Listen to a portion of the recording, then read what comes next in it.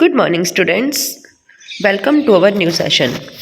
Today we are going to start unit number 9. The name of this unit is the Great Stone Face 1. So, before we start this lesson, I would like to give you some introduction about this lesson. So, children, seen from a distance, hilltops and huge rocks seem to assume various shapes.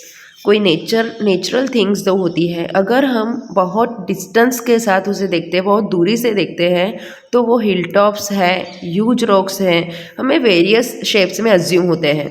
They may resemble an animal और a human figure. Sometimes कोई animal figure भी resemble करता है या तो कोई human figure resemble करता है. People attribute stories to this shapes.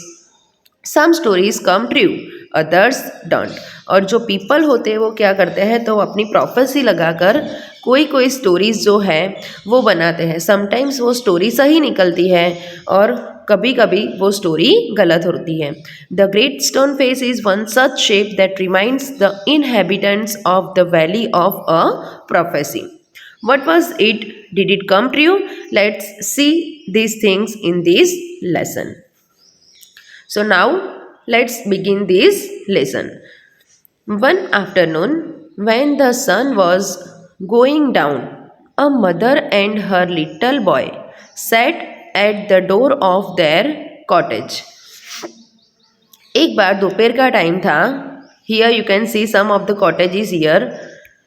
At these cottages, एक बार एक बॉय, लिटल बॉय था जिसका नेम था अर्नेस्ट. क्या नेम था?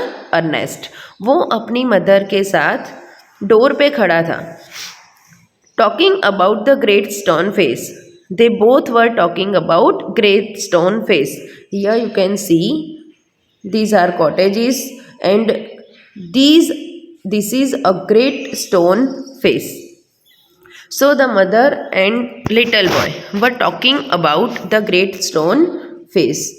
It was clearly visible in the bright sunshine.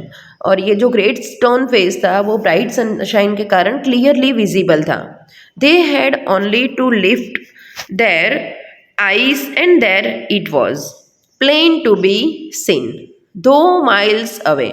अब उनकी जो कॉटेज थी उससे ये ग्रेट स्टोन फेस जो था वो बहुत माइल दूरी पर था, बट वो इतना क्लियर दिख रहा था उनको. जो अब सनशाइन ब्राइट हो रहा था, ऑल द फीचर्स जो थे ग्रेट स्टोन फेस के वो दोनों ही क्लियरली देख सकते थे.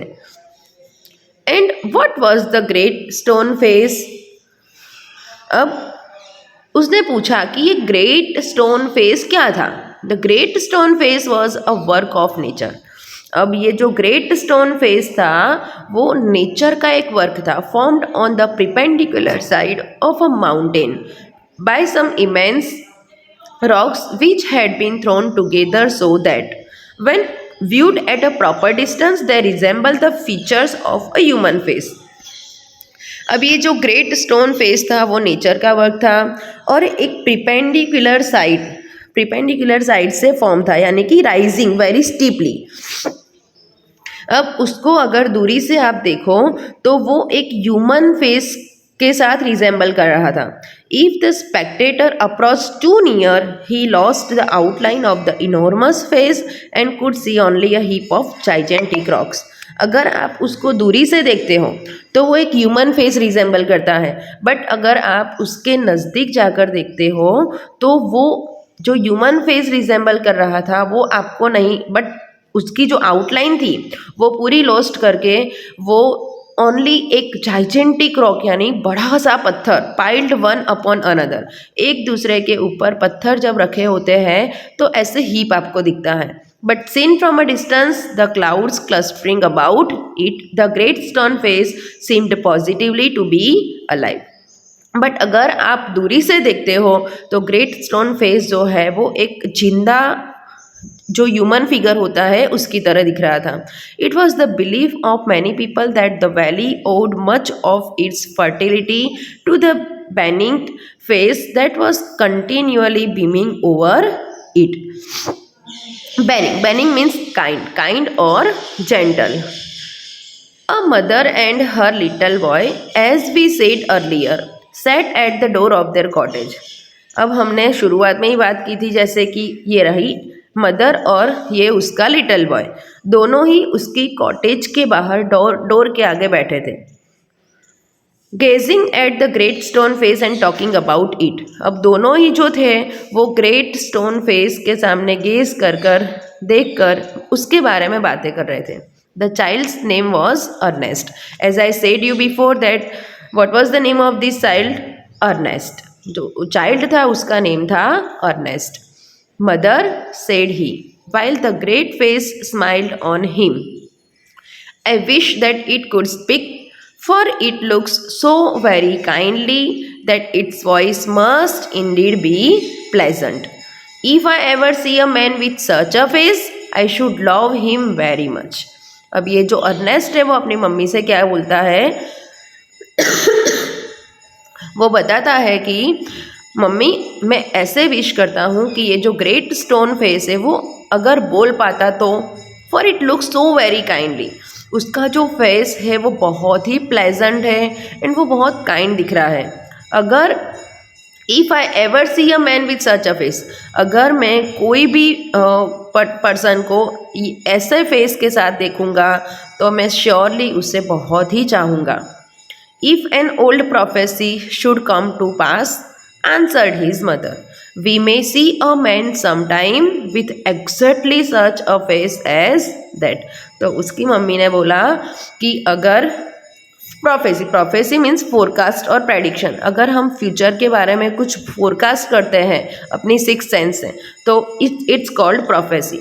तो उसकी मम्मा बताती है कि कोई प्रोफेसी अगर हो सकती है तो हम ऐसे जो ग्रेट स्टोन फेस का जो फिगर है उसके जैसा ही मैन जो है हम देख सकते हैं। What prophecy do you mean dear mother? Eagerly inquired Ernest. Please tell me about it.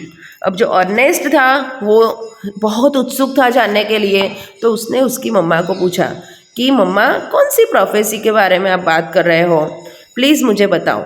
So his mother told him a story that her own mother had told her when she herself was younger than little Ernest, that at some future day a child should be born.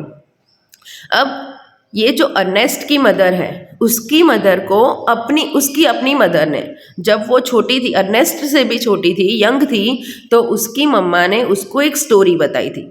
अब ये story क्या थी? तो ये story में उसकी मम्मा ने उसको ऐसे बोला था कि फ्यूचर में कोई एक दिन एक चाइल्ड बॉर्न होगा, मीन्स एक बच्चे का जन्म होगा इसके नज़दीक, यानी जो ग्रेट स्टोन है, ग्रेट स्टोन फेस, उसके नज़दीक कोई बच्चे का बॉर्न होगा, who was destined to become the greatest and noblest person of his time and whose face in manhood should bear an exact resemblance to the great stone face.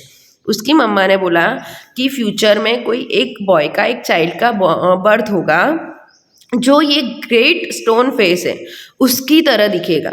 जब वो manhood होगा यानी बड़ा होगा तो उसकी तरह उसका फेस दिखेगा। Many still had faith in this old prophecy.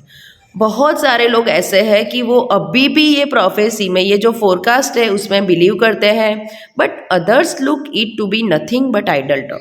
But कई लोग ऐसे हैं कि इसके ऊपर ट्रस्ट नहीं करते हैं, ओनली एक आइडल टॉक की तरह उसको सुनते हैं। At all events the great man of the prophecy had not yet appeared. और फिर आगे बोला कि अभी तक वो प्रोफेसी के अकॉर्डिंग ऐसा कोई भी इंसान का जन्म नहीं हुआ है।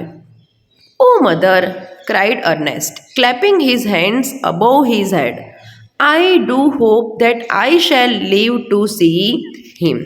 फिर अर्नेस्ट ने बोला कि मम्मा, फिर वो अपने हैंड्स से क्लैप करता है उसके हेड के ऊपर और बोलता है कि मुझे ये होप है, मैं ये होप करता हूँ that I shall live to see him, मुझे भी उसको देखने के लिए जिंदा रहना चाहिए।